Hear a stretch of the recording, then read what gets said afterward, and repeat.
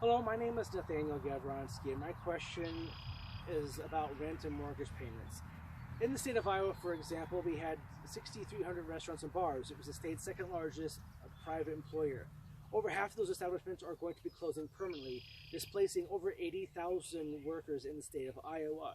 Now, for many of these types of businesses and workers, the PPP program and expanded unemployment benefits were set up.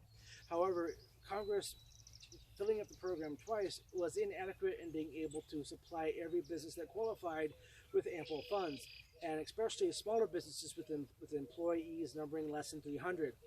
The unemployment benefits, as you commented earlier, Mr. President, most states do not have an adequate infrastructure to disperse this amount of money, and many people across the country have not received a single dime of the money that they qualify for.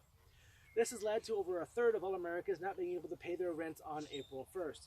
It is believed that a larger number of people were not able to pay their rents on May 1st, and it is believed that this will continue in June as well.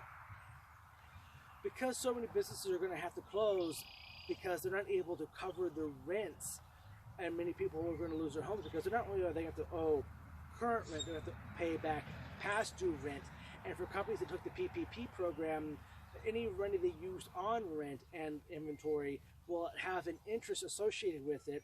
It's too hard for many of these companies to bounce back, and so they're going to be closing. This has led to the Congressional Budget Office and the Federal Reserve to predict a contraction in the second quarter, little to no growth in third quarter.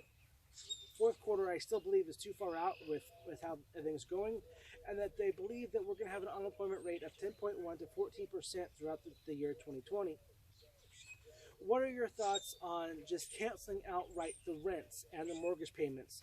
Because if you look at New York City with 8.5 million people, 5.5 of those million people are renting their homes. Landlords who are not receiving rent are planning on just declaring bankruptcy and liquidating their holdings. This is going to be a massive downturn in the housing market. With the housing market in free fall, you're going to see a really hard hit